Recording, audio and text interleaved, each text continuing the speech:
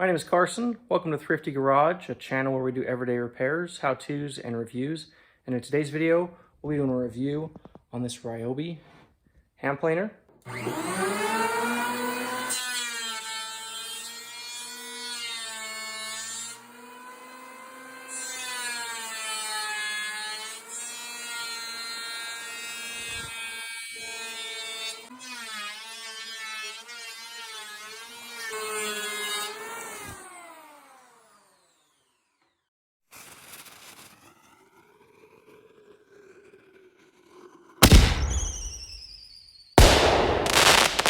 Recently we purchased a house. It's a little bit of a fixer-upper, and today's project we're working on the doors. So before we moved in, we painted the entire house and we removed all the doors. We've been living here for a month or two now, no doors, and it's time to get them back on. So we're going to plane these down so they're a little bit narrower, so when we apply paint to the doors, we've already applied paint to the door jambs. Hopefully we don't have any sticky doors. So that's the plan, and that's why we got the hand planer. So when it came to options, we had a few different options. We do have a Ryobi belt sander we could have used to do this, and really contemplated that option, but when it came down to it, decided it would be we'd be going through a lot of sandpaper and it would take a lot of time in order to go that method. So we ended up purchasing this hand planer, and you can see here, I've started to plane a couple doors. These doors behind me are done as well, and definitely the right tool for the job. This is an $80 tool from Home Depot, and also was looking at the Makita. And I think the Makita was $160 or $170. And if it was a $50, $60 difference, I might have gone with the Makita. But being this was a half the price or less, totally worth it. The belt sander we've got is a Ryobi as well. And been very impressed with this, and it's been perfect for us. A few flaws, which I've mentioned in that previous review video on this one. But we've put this through a lot of work, and it keeps going. Pretty happy. Ryobi's what I would consider the kind of the consumer model. It's definitely not prosumer or high-end or commercial or anything, but for what we do, it's perfect. And I guess with that, let's look at the hand planer. So don't want to mess up my settings here. So what a hand planer is it basically has a drum that rotates around, and let's see if we can. And as that goes around, that cuts. It's got a little blade right there. And that blade cuts the material, and then you've got a knob on top here that you can adjust. It's got a park setting, 0, and then all the way around to 1/8 of an inch, I believe. And really actually kind of some cool features on this. I guess we'll go ahead and show you real quick.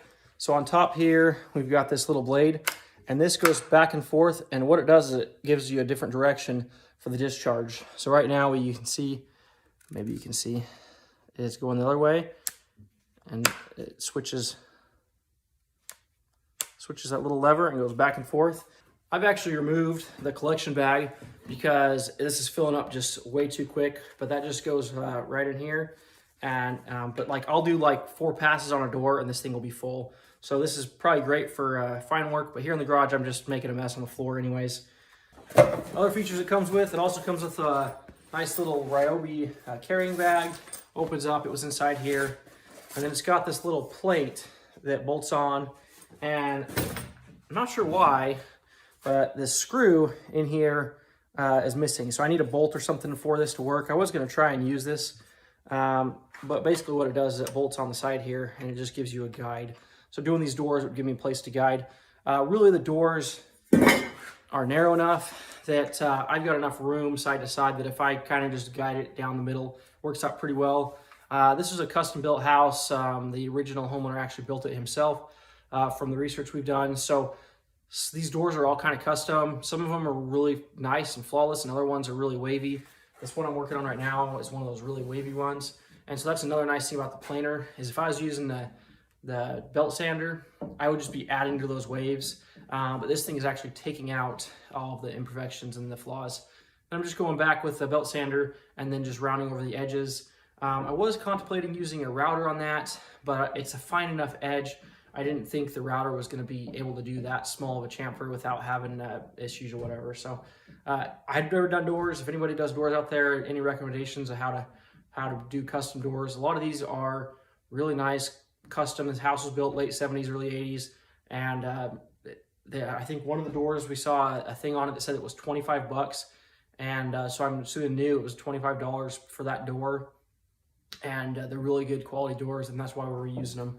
So the plan is we're gonna be spraying these, painting them, and then we'll be hanging them. So we'll be doing white on these, and it'll look nicer, more modern, and it'll really match the paint scheme we've got for the rest of the house. So without any more blabbing, we'll keep going with the plating, and we'll get these doors knocked out. We've got about 10, 12, a dozen or 15 doors or whatever to do. I'm not gonna have to do the closet doors, but all of the hinge doors we're having to do this on. So pulling all the hardware, pulling all the hinges and all that, and then plating them down and sanding the edges. And then my wife is going to clean them and prep them for paint, and we'll get them set up in the basement room, which is our paint booth area, I guess you could call it. And we'll paint them all at one time with the airless paint sprayer, I guess it's called. I don't know all this terminology. I'm just doing it. We're just freaking, this is our second house remodel. So yeah, like I said I'd quit blabbing, but here I am still blabbing. So I think that's enough talking. Yeah, we'll just keep going at it.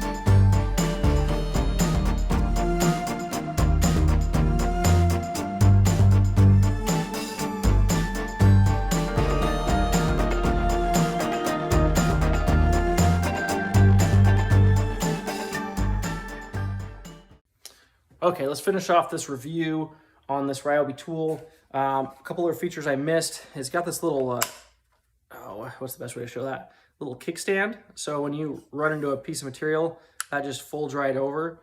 And that's actually a pretty sweet feature. So when I set that down, it's actually elevated off the work surface, and you're not resting it on those cutting edges and ruining those or damaging those. It also has this little lever right here, which I think might be like a safety kickback, maybe cut off the machine. I haven't pulled on it while I'm using it, so I don't know how that works. Oh, it's got this little tool, little slide out tool here.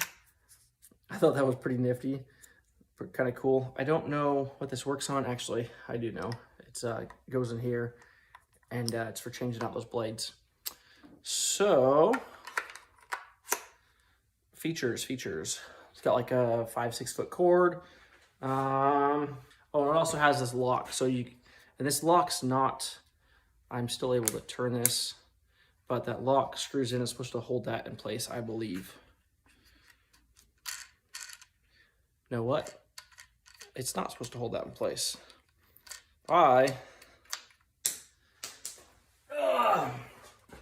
Well, there's the mystery. So this little guard thing, that's what holds it on.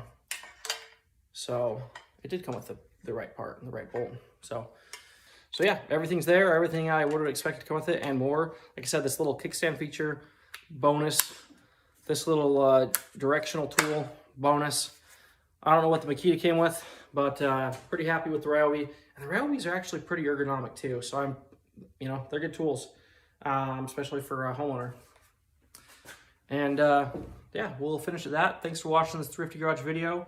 Be sure to subscribe to the channel. We've got more home remodel stuff, lots of DIY content. Again, we're everyday repairs, how-tos, and reviews. So we do a mix of stuff between my landscape business and home repairs and remodeling and just everyday life stuff, working on the garage or whatever. So thanks for sticking around to the end, and we'll see you on the next one.